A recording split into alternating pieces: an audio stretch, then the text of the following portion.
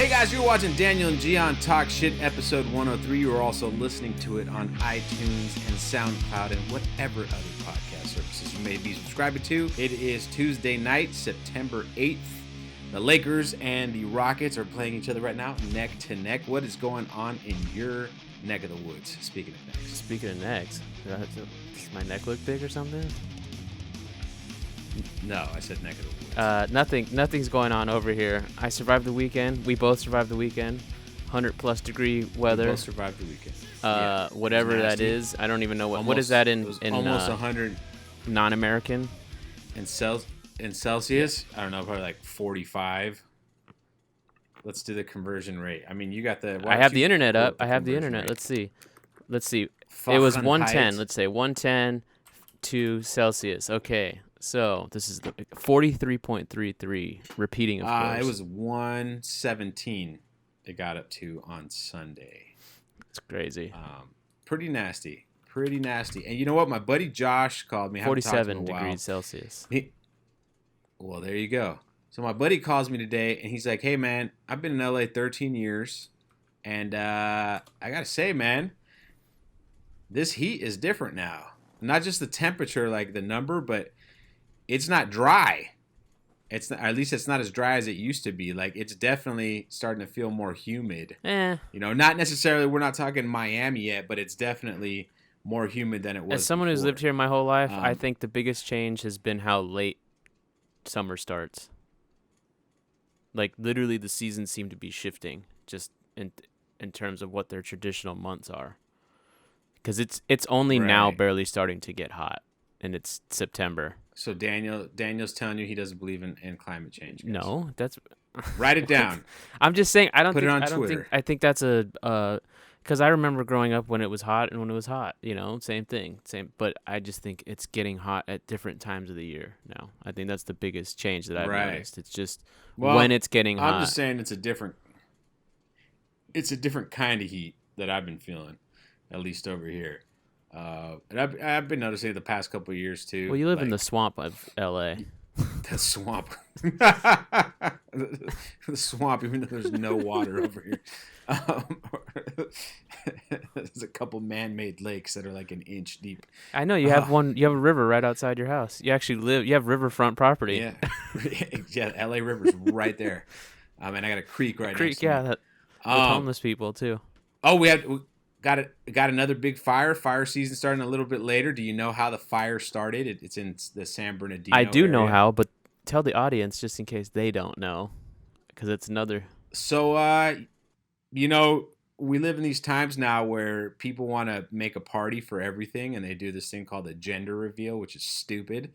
But somebody did some gender reveal party and decided to use pyrotechnics in the forest when it hasn't rained.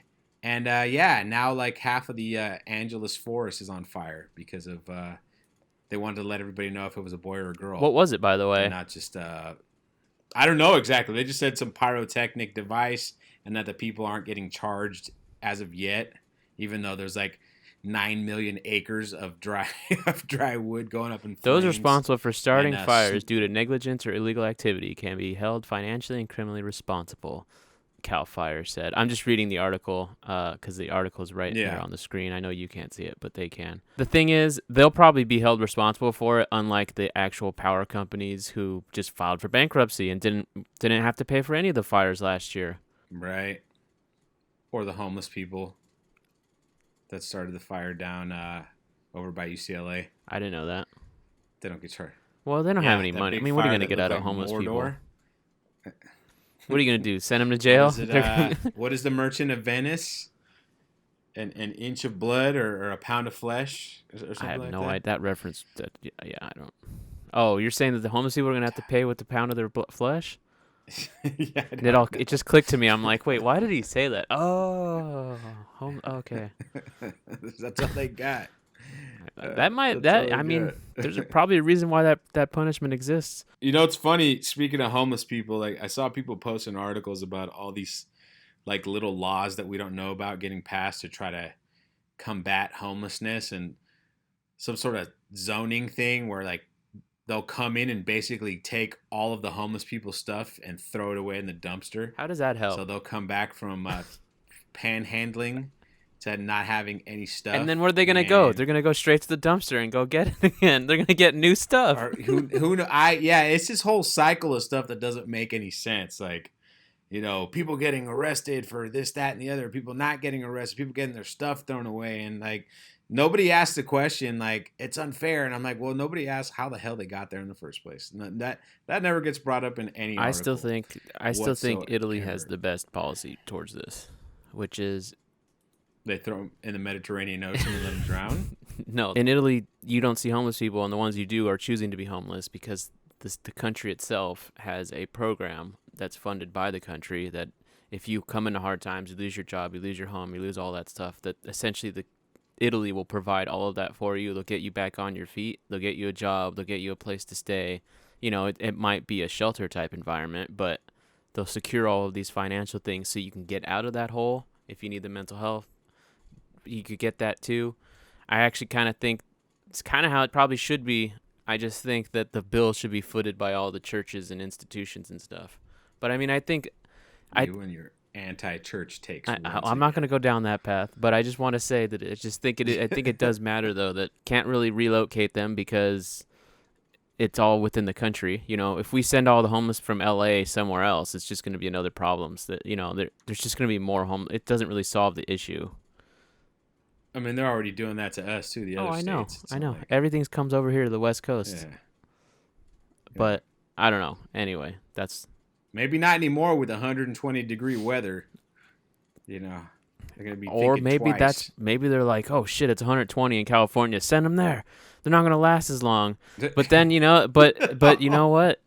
They probably survive in the cold too. So it wouldn't surprise me, with the resilience of homeless people that I've seen, the resiliency of homeless people. Like I told you, I was in the woods in Oregon, just literally fishing on a river in the middle of nowhere, and I encountered a homeless person, and not like a camper, like, oh, I'm camping out here, haha, I'm living off the land. Like, no, like a legitimate LA crazy homeless person.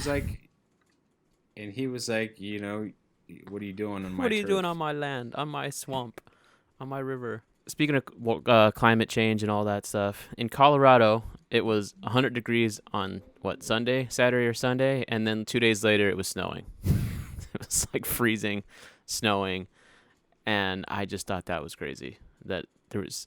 Hey, to be fair, that sounds like typical Colorado weather, because the last time I went to Denver, it was 90 degrees outside. It was kind of muggy. We're at the baseball game, and then all of a sudden, the stadium gets covered in clouds, and it dropped 30 degrees to like 60. Okay, but 30 and 70 to 80 degrees is a huge... It's a little bit of a difference. Fair enough. You got me there. Because I was sweating. If I was sweating my ass off and it started snowing today, if I was sweating this weekend and it started snowing today in California, it'd be like the world's ending. I'd be pretty upset. But there are definitely some places with severe weather changes. I mean, Texas, same thing, bright sunny, and then all of a sudden it could be thunderstorms, like within, and then it could be half sunny, half thunderstorm. I remember when I was driving through Louisiana, that's what it was. It was like literally like half the sky was sunny and perfect, and then on this side it was just thunderstorm, lightning, darkness, which doesn't make any sense, but that's what it was. And it snowed for the first time in September since like 1961. Well, at least we know it happened before. Yeah. Well, that it snowed in September, I don't know about that. It snowed in September. Like that's at least we have a record of it. It's not one of those like somebody like had to go to a cave painting, by whatever native tribe was there to like, and then try to guess what year it happened. I don't know if it works that way. I don't know. I'm saying 1961 is modern times. I get more scared when they're like, this is the hottest day on record since 1812 or something like that. Like, whoa. See, that's interesting. I mean, my time frame's way different than yours. Not me. I get more like freaked out when it was like, this volcano erupts every 25,000 years, and it's been 27,000 since. Oh, yeah. See that stuff right there. I don't worry about it. Different perspectives. It's also like the earthquakes. But it's also like okay. But it's also like you got these guys that are geologists or whatever, but every number they're coming up with is still a guess. Like, it's still like it's a hypothesis. It's not exact. Like, judging by the metamorphic rock right here, we could see that this probably happened 25,000 years ago. Like, who knows if that, maybe it happened 200 years ago. Who knows? Who knows? We're all fucked in the end anyways. So positive today. I know. We're starting this off with a bang, and I want to talk about more positivity. Guess what, buddy? According to an article you sent me, people out there watching and listening, Daniel and I might get more representation when it comes to the Oscars. Kinda. Maybe. Person they like, oh yeah, thank God we have a Mexican in the production. The reason why we're saying this is because after 2022, so 2022, 2023, et cetera, in order to be eligible for Best Picture, you have to basically meet a bunch of requirements, and since we're in the film industry, we're going to go through some of them. They kind of have variations of this in other countries. I know Britain has a variation of this for their BAFTAs. Like, you have to have a certain amount of crew of people of color or something like that. But this is the first time the Oscars has made some sort of huge push. This is pretty big, actually, in my opinion, for multiple reasons, and I think this will probably be a continuing conversation. But before we get to the specifics, what's your take on the article? Because I read it before this, and I'm sure you did too. But what's your take on the overall idea of the Oscars doing this, and does it matter to you? I feel like it's one of those things where their hearts are in the right place, but it's not a good thing per se. It's forced diversity is never good because it just builds it builds resentment within the other people that are there. I mean, there's already horror stories. Like I've heard podcasts, I've read articles that say don't ever try to go out for the diversity program, writer internship things that they do, because you just get shit on in every writer's room you're at, because everyone's treats you like you weren't talented enough. You just got in because somebody gave you a handout, and you get the lowest level jobs possible. And once the show is done, once the program is over, the chances of you getting put on a show are already it's already hard to get on a show, and it makes it just as hard because everyone kind of holds that over your head. And could we see the same thing with this type of thing, just to get an Oscar as well? How Best Picture, just Best Picture right nowadays. Just Best Picture, but how many people are still really fighting to get that honor out there, considering how the lack of productions that are out there for feature film now, and now with this pandemic even less. I don't know. I mean, I feel like it could be a good thing, but then there's also ways around it too.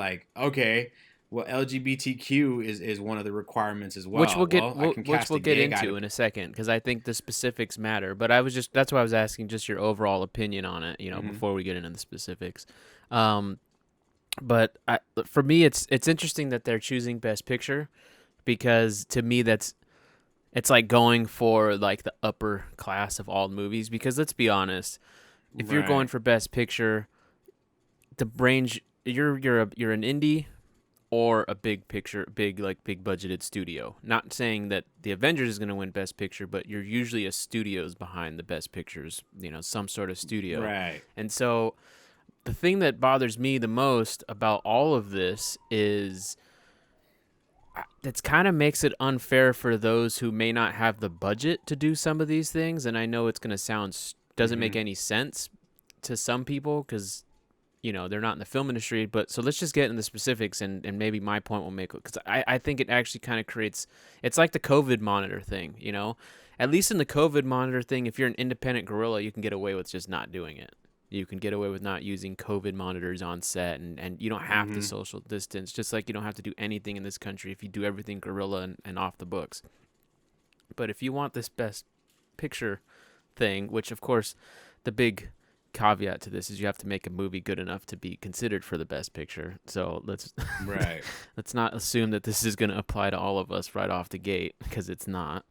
But anyway, so it says, according to the Academy, these new standards apply. Hold on, I forgot to change the camera on the stream. Sorry, 1 second. According to the Academy, these new standards apply only to Best Picture and do not apply to any other categories. And here are the specific standards. Standard A, on-screen representation, themes, and narratives. To achieve Standard A, the film must meet one of the following. At least one of the lead actors or significant supporting actors is from an underrepresented racial or ethnic group. And these are the groups: Asian, Hispanic, Latinx, Black, African American, Indigenous, Native American, Alaskan Native, Middle Eastern, North African, basically everybody that's not white, actually, as I'm going down this list. Other underrepresented race or ethnicity, which I don't even know what that means, but again, other. What if you're just, I don't see a lot of Irish in television, so does that count? Like, I mean, who makes these numbers up? But anyway, the second thing you have to do one of these two again. General cast. At least 30% of all actors in secondary or other minor roles are from at least two of the following: women, racial, LGBTQ, people with cognitive or physical disabilities, or who are deaf or hard of hearing.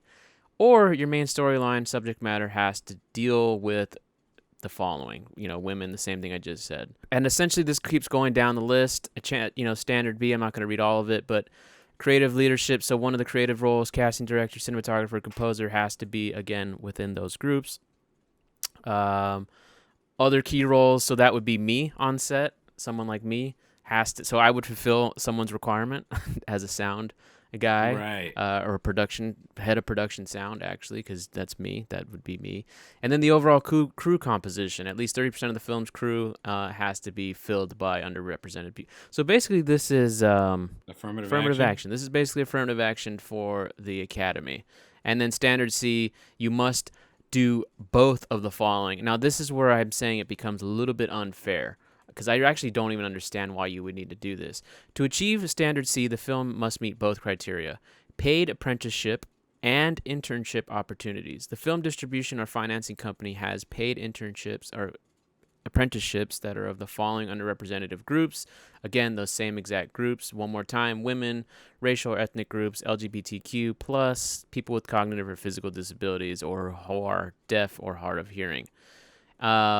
Major studios, distributors are required to have substantive, ongoing paid apprenticeships, internships, inclusive of underrepresented groups, and most of the following departments: production development, physical production, post-production, music, VFX, acquisitions, business affairs, distribution, marketing, and publicity. The many major and independent studios, which aren't the majors, must have a minimum of 2 apprentices, interns, from the above, which I just read again.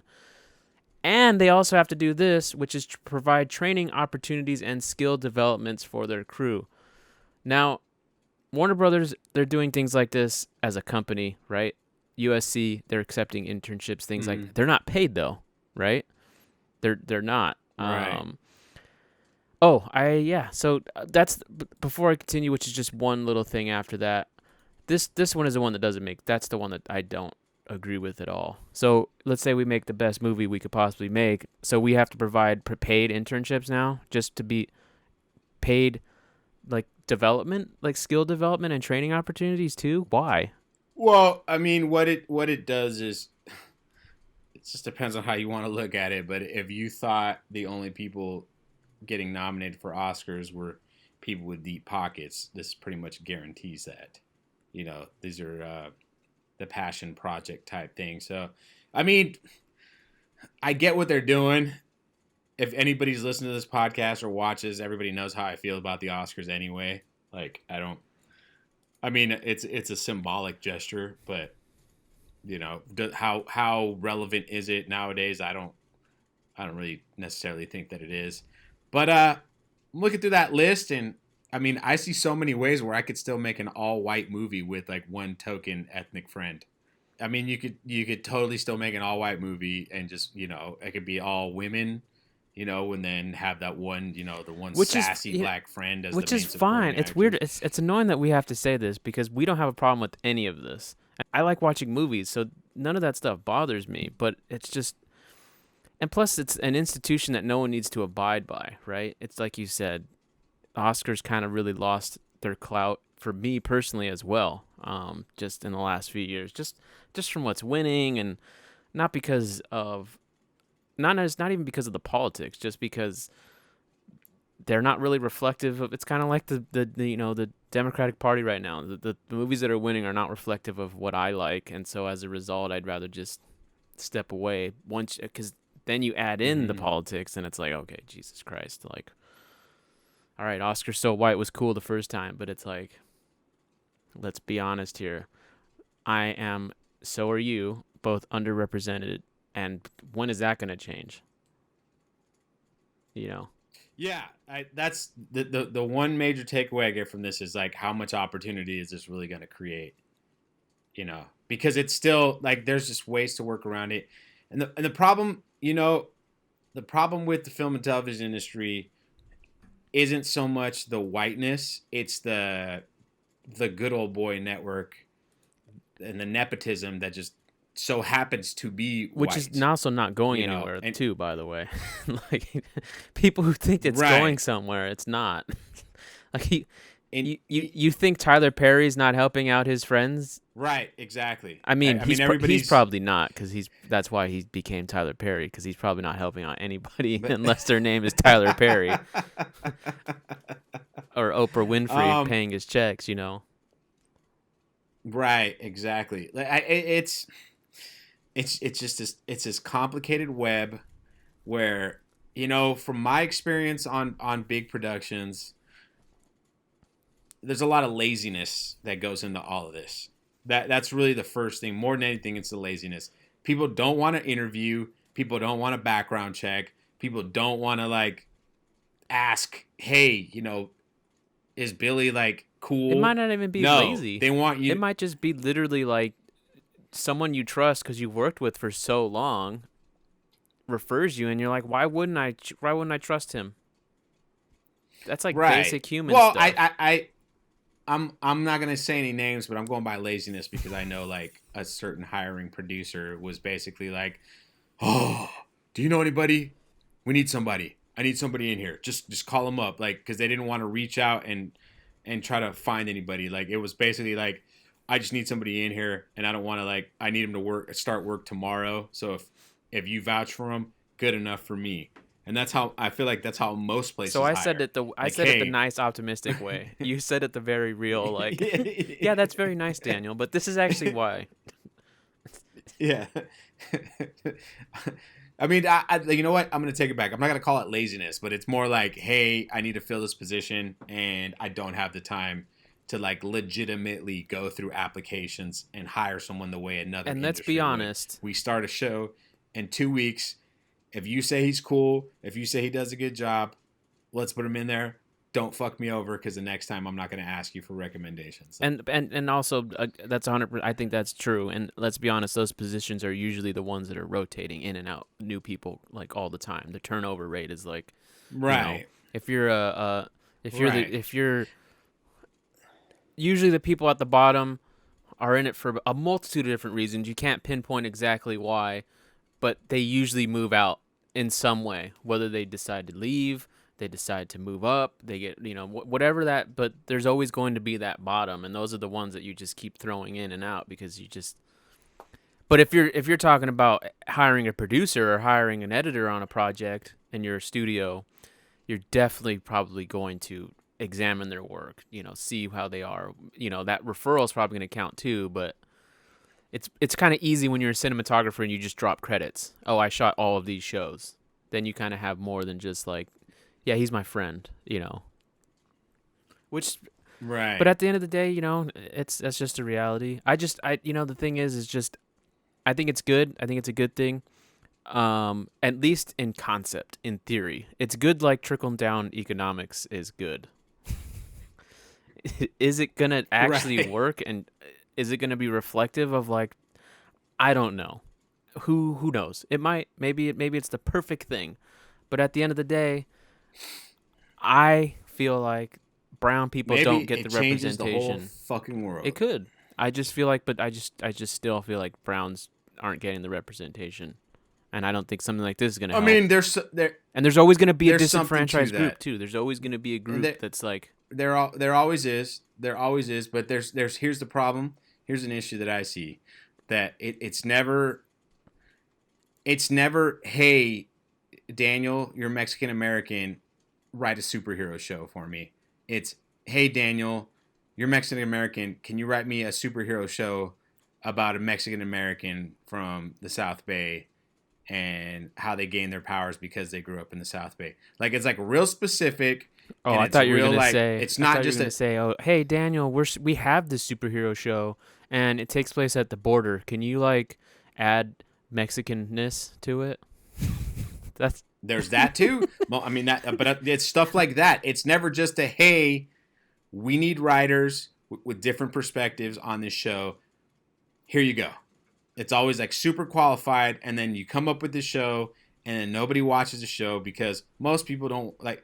There's a show called Hentified that was on Netflix. That's like, it was like real diverse, like all different POCs writing. It had it checked every single box when it came to like disenfranchised people. It had LGBTQ, it had poor people, it had it was about gentrification in East LA. And guess what? Nobody watched it because nobody wants to watch that shit. Not even fucking Mexicans in East LA. Why would they want to watch shit that they live every fucking day? You know what I mean? That's not the shit people want to see. They want to see fucking they want to see someone that looks like them in a leading role of a cool fucking movie. Be it fucking John Wick kicking ass, you know, be it a superhero, whatever you want. It's not so much like, hey, I want to watch real life and, you know, people like me and how they're going through their shit. It's not so much that I want to see people living my kind of lifestyle. It's like, I just want to see more people like me on the screen doing whatever the fuck it is. Well, that's why Black Panther you know was what I mean? so big. If that makes sense. It's not it's not that hard. It's not that hard. You know, I think people just want to be treated like a regular person. You know, and we've brought this up several times before. Like, it's not about the forcing of a culture onto people. It's just being treated as part of the overall culture, because, you know, what the majority of stuff that we watch, like sitcoms or whatever, is quote unquote white culture, whatever that means. Which that's a loaded so statement. loaded. It's so loaded. And I think we all kind of relate to that in one way or another. Yeah, so I've been watching this show on Amazon. It's like called the World's Toughest Race, and I guess it's been something that's been going on for a long time, and I just, you know, Corona, nothing else to watch.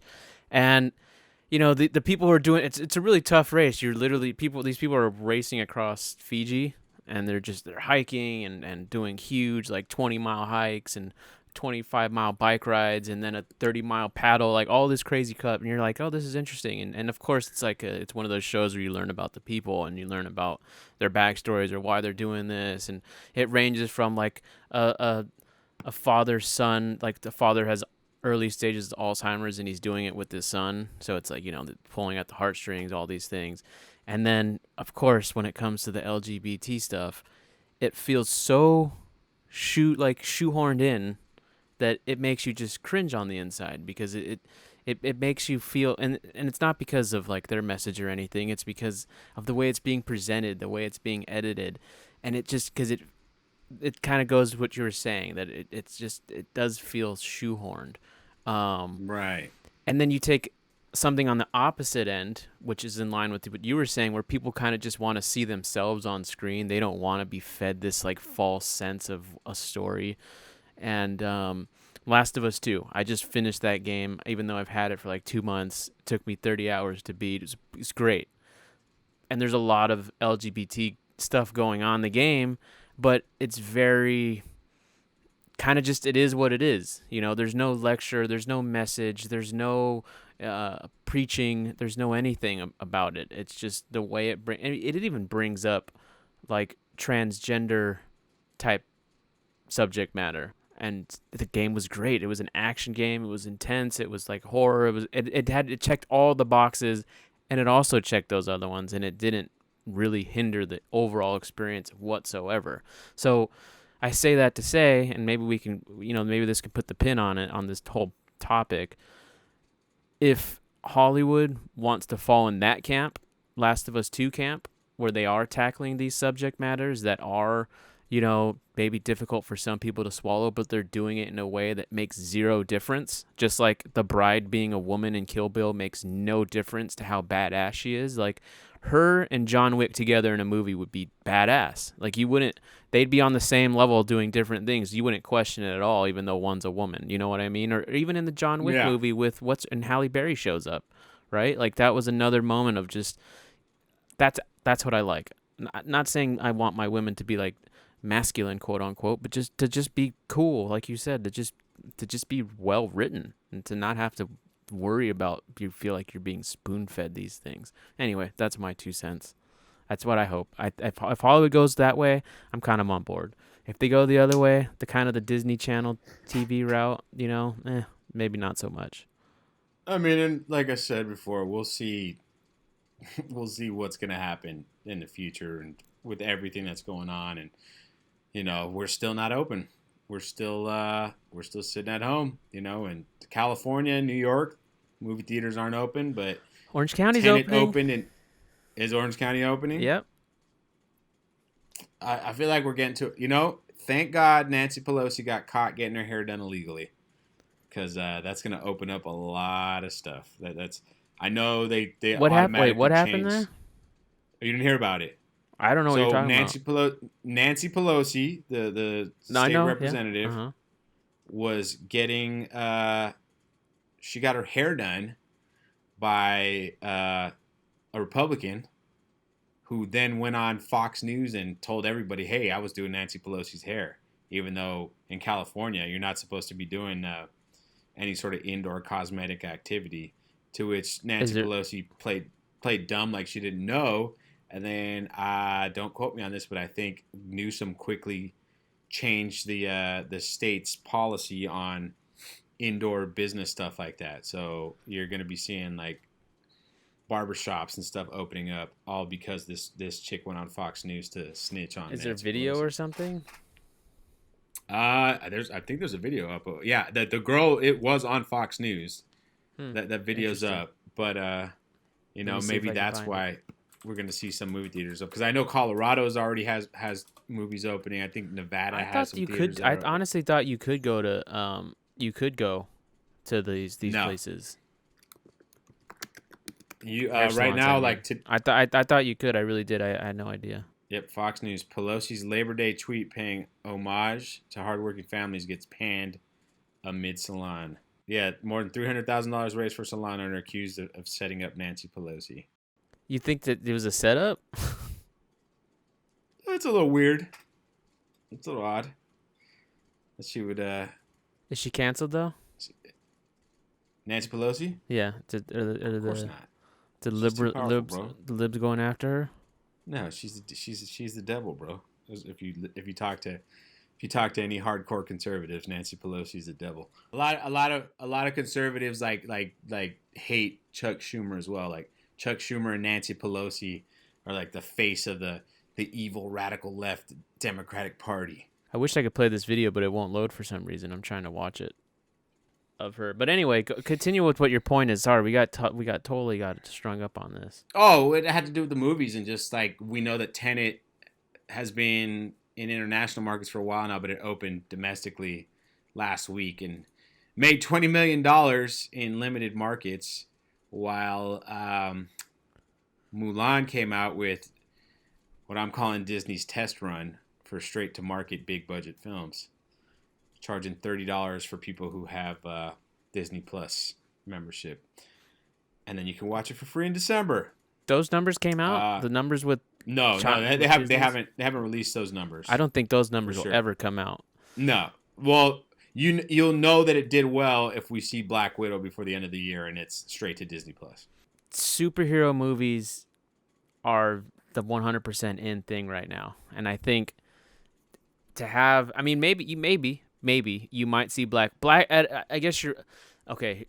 You won't see the Eternals go that way, even if Black Widow goes and does well, you won't see a movie like. I guarantee you that. That's the one thing. That's all I want to say. Black Widow would be the movie that would be released that way, assuming that. I mean, I would argue that the Black Widow character is bigger than the Eternals. It's not because of that. It's because of the spectacle. Fair enough. I don't know.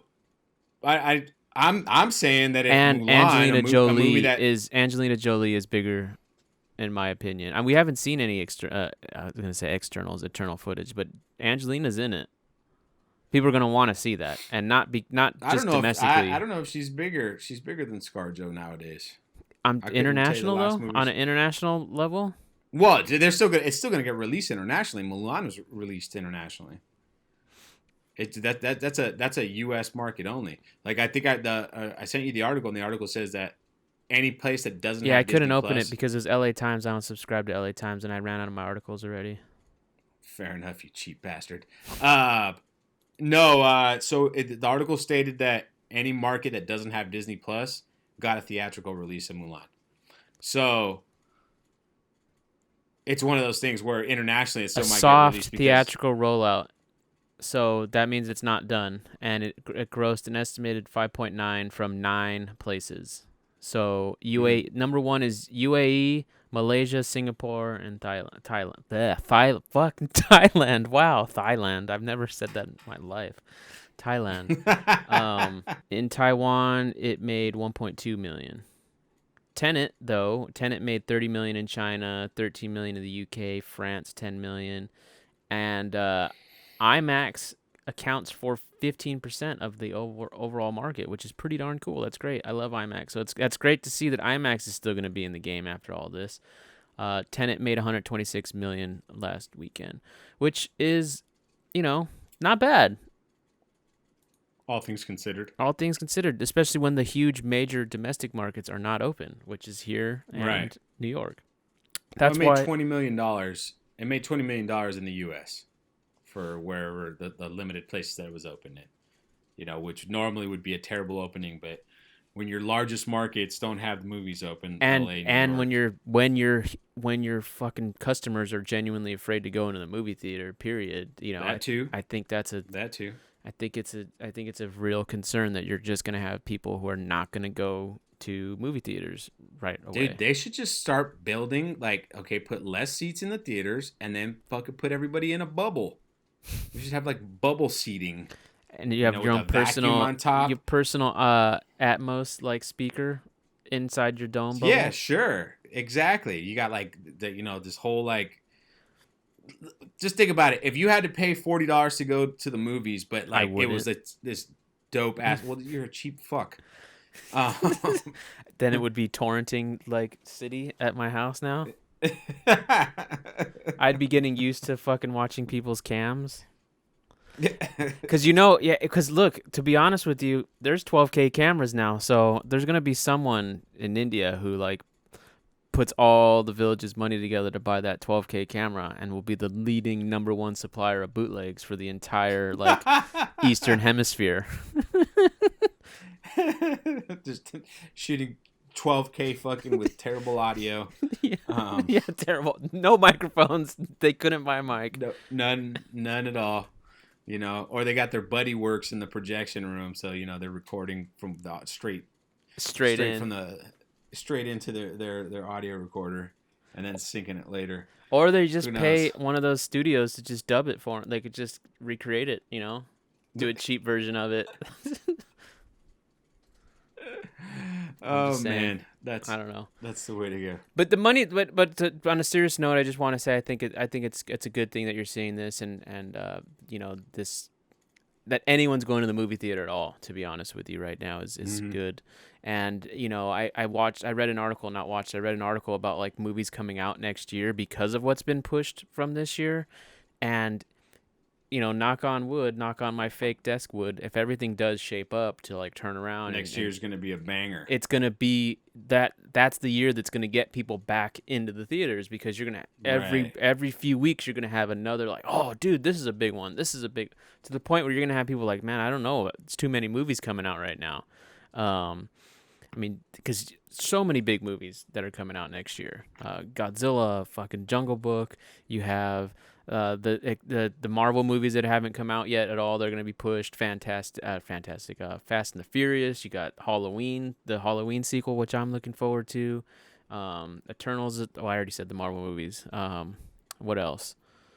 Top Gun. Top Gun 2, which I really want to see because I saw those IMAX previews. They were cool.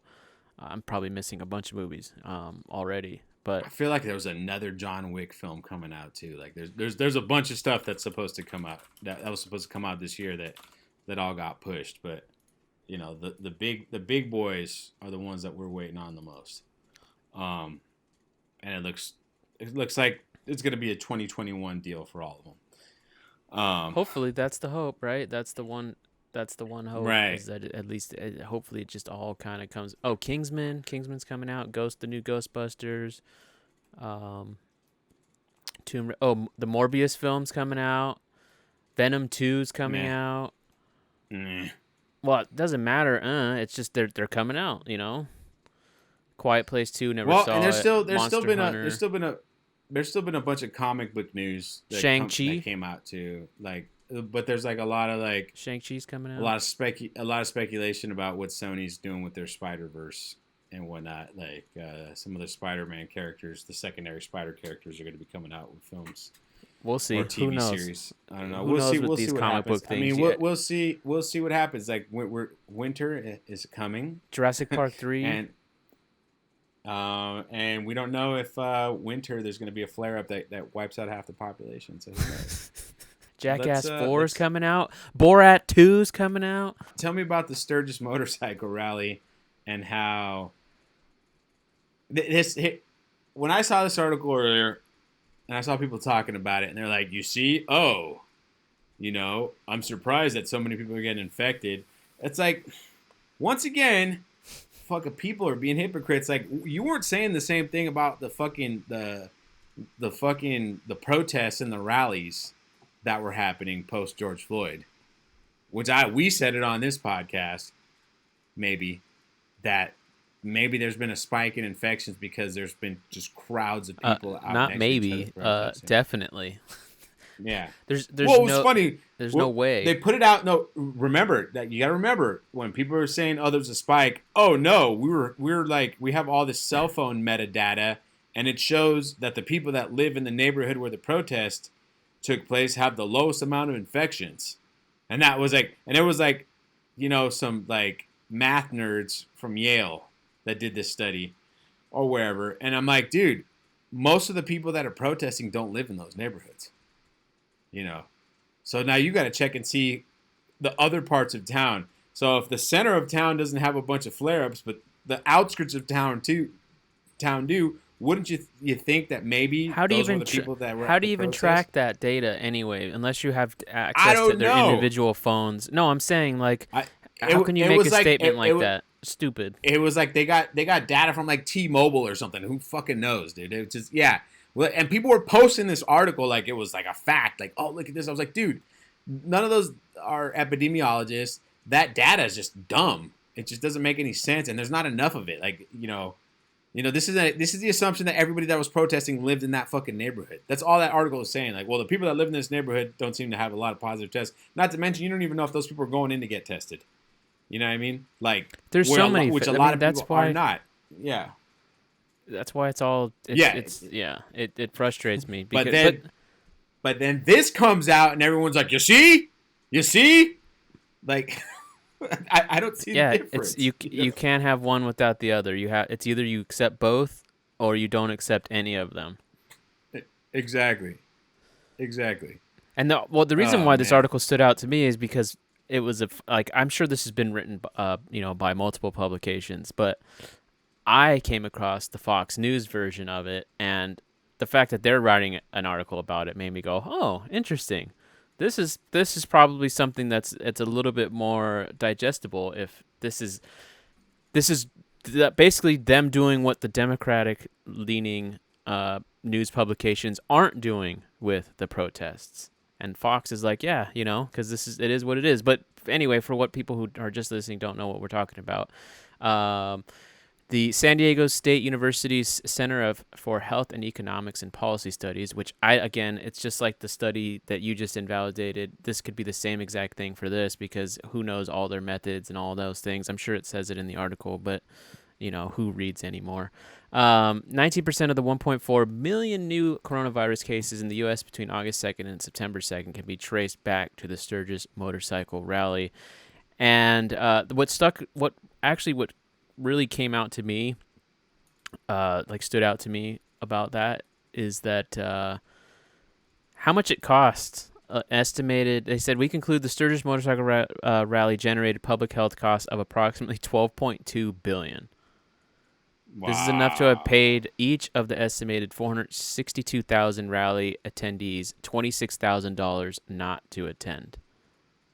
And so that's what's interesting about it, because for me, at least, when I read this article, and it's not because of like, oh, it's Sturgis and they weren't wearing their mask and they were Trump and and it's just or that the virus is really deadly and this and that. It has nothing to do with that. It's that testing costs money, hospitalization costs money, all of these things cost money. Someone's paying for negligence for all of these things. Someone's footing that bill, and it's depending on who and what their situation is. It's probably it's us, We're paying for it with more stimulus monies and more everything else, taxes that go towards paying for, because it's like the California. Who's paying for the California test when, like, we're going to pay for it? Who's paying for it? Us. Still.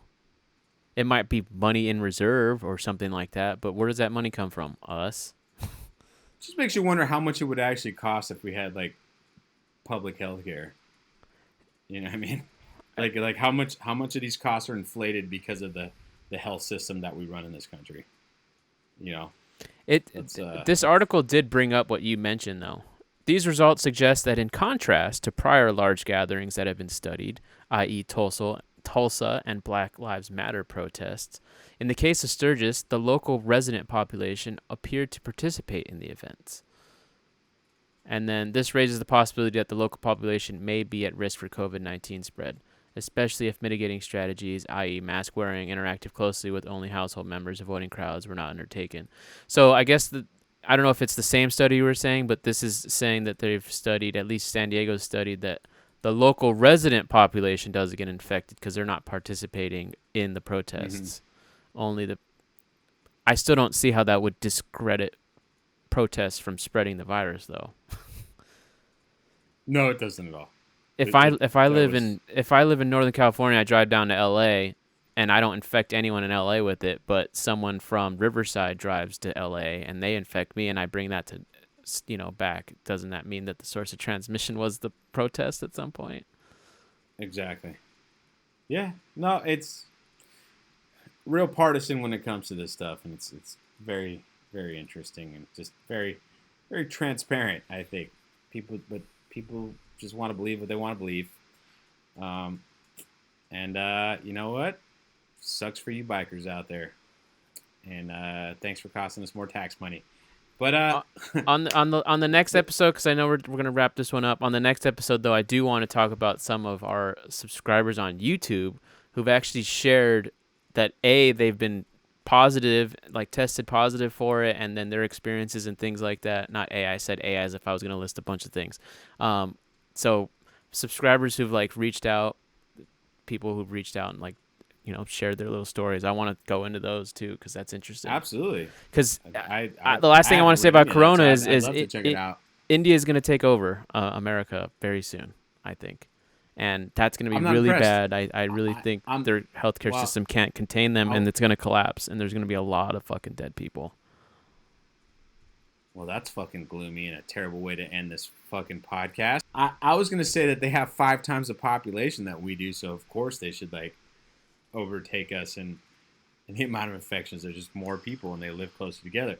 But to finish this on a more positive note, I want to talk about how Odell Beckam is being accused by some thought hood rat on the internet of enjoying female feces on his chest for sexual pleasures.